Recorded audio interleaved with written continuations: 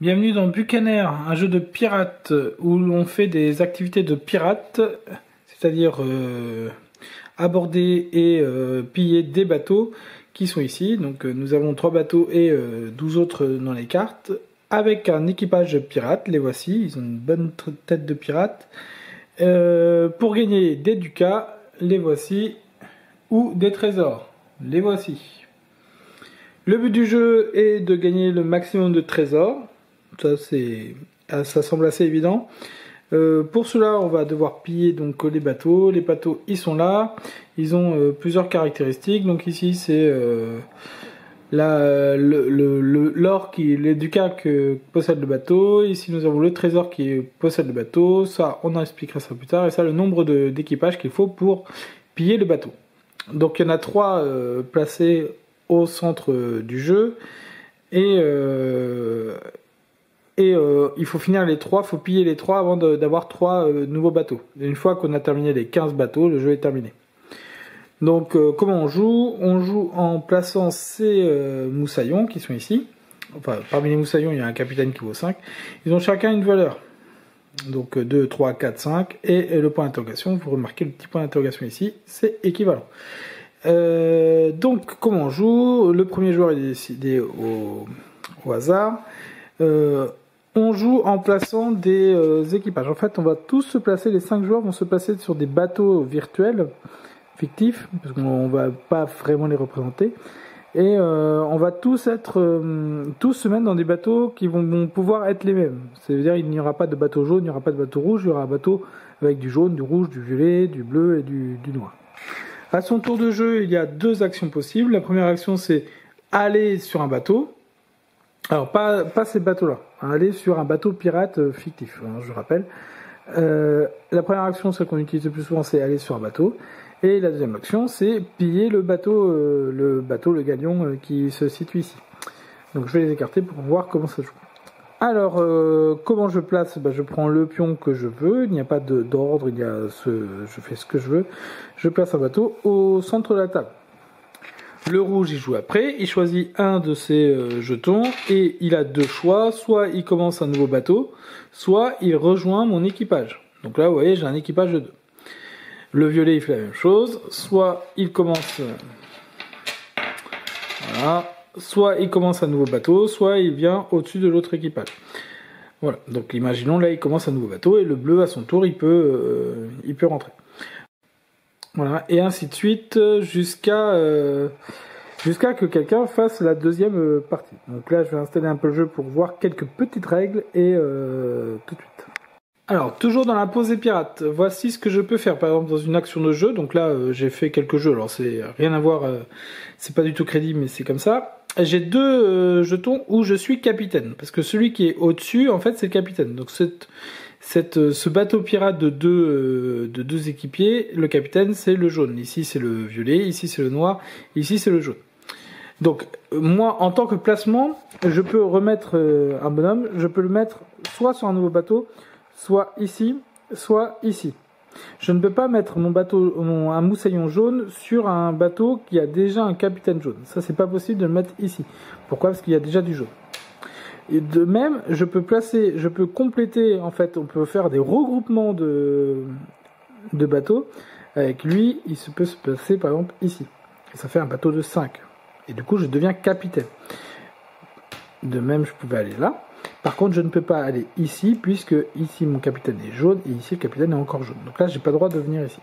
Voilà, c'est des petites règles de placement qui sont assez très simples à assimiler. Quelques autres règles de placement, c'est qu'on ne peut pas avoir plus de 9 personnages les uns sur les autres. Ça, c'est pas possible. Et c'est tout. À moins que je loupé quelque chose, mais c'est tout. Bon, ça c'est la première phase. Maintenant, imaginons que c'est à mon tour de jouer. J'ai un bateau de 2 et un bateau de 3. Alors, le bateau de 3 ne m'arrange pas. Hop, je vais avoir un bateau de 4. Alors, à mon tour de jeu, je peux attaquer un bateau. Donc attaquer un bateau, c'est avec un bateau, c'est moi qui décide, donc je suis jaune, je décide d'attaquer un bateau que je peux attaquer. Donc là je peux attaquer avec lui, il en a 4, je peux attaquer celui-là ou celui-là. Pourquoi là il en faut 2, là il en faut 4. C'est c'est au moins supérieur à. Avec ce bateau de 2, je peux attaquer celui-là. Donc avec mon bateau, je peux attaquer ce bateau-là. Je l'attaque. Je prends le bateau et je l'attaque. Comment ça fonctionne? Alors déjà, regardez ici, il y a 2 trésors. Le capitaine qui est là va pouvoir choisir un des 2 trésors. Donc par exemple, je choisis le coffre. Je gagne le coffre et je le mets avec moi. Hop, le coffre avec moi. Et le deuxième trésor est gagné par le second. Le second ici, c'est le noir.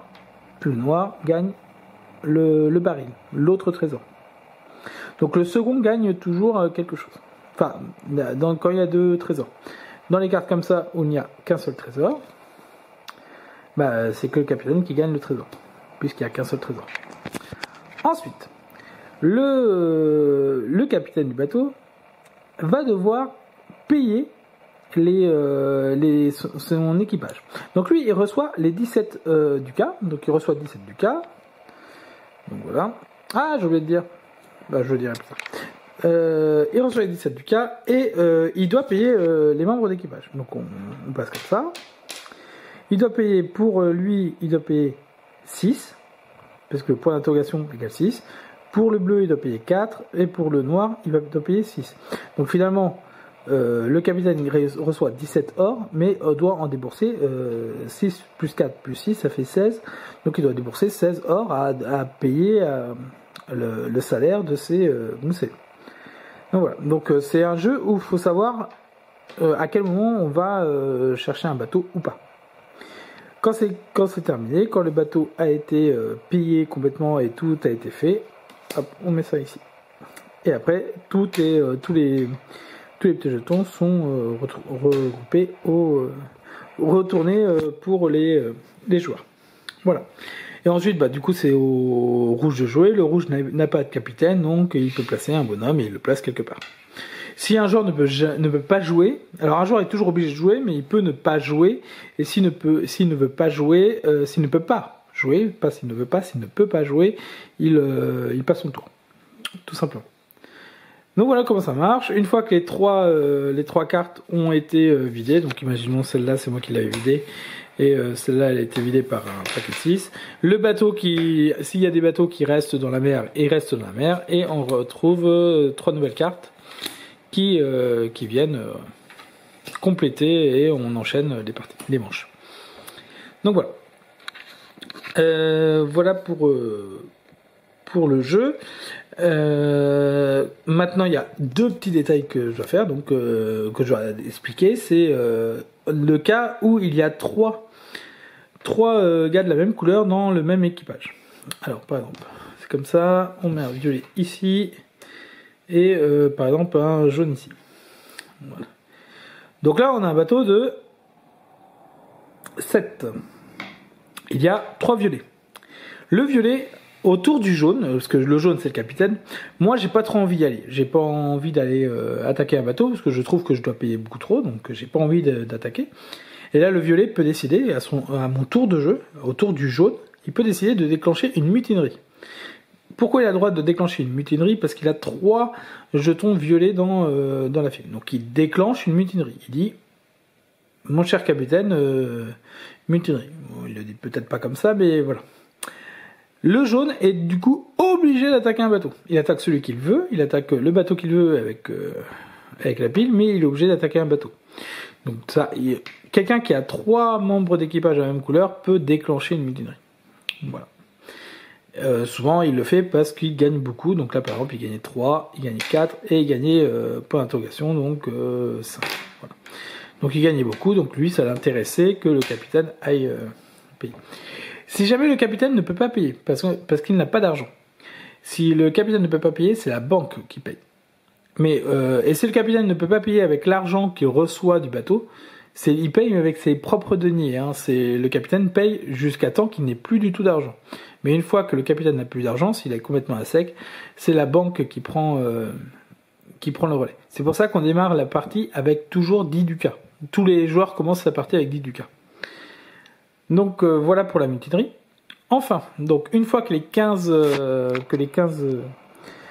bateaux ont été pillés vandalisés et qu'ils ont été retirés du jeu, le jeu s'arrête. Donc c'est aussi le moment où il n'y a plus de trésors. Il y a exactement le même nombre de trésors que le nombre de cartes.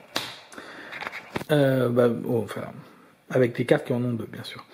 Une fois que le jeu est terminé, tout le monde compte ses ducats et on va aussi faire les majorités des trésors, puisque les trésors fonctionnent en majorité. Celui qui a le plus de sabres, hop, je vais les rapprocher. Celui qui a le plus de sabres va gagner 6 ducats supplémentaires. Celui qui a le plus de chandeliers va gagner 9 ducats, celui qui a le plus de barils va gagner 12 et celui qui a le plus de coffres va gagner 15. En cas d'égalité, on divise par 2 ou par 3 s'il y a 3 personnes à égalité et on prend le résultat au minima, arrondi à l'unité inférieure.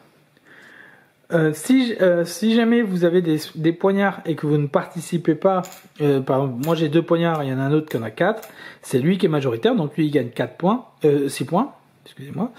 Par contre, moi, avec mes 2 poignards, je gagne 2 points. Parce que c'est 1 point par trésor qui ne participe pas à une majorité. D'accord ? C'est quand on perd une majorité, on n'est pas totalement perdant, on gagne 1 ducat par trésor. Et on compte le nombre de ducats et le gagnant, c'est celui qui en a le plus, tout simplement. Et voilà, c'est terminé pour Buccaneer, la règle du jeu de Buccaneer, donc assez rapide. C'est efficace, très chaotique.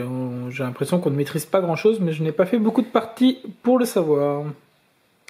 Petite précision, on commence avec 10 ducats chacun. Ça permet de payer plus tard.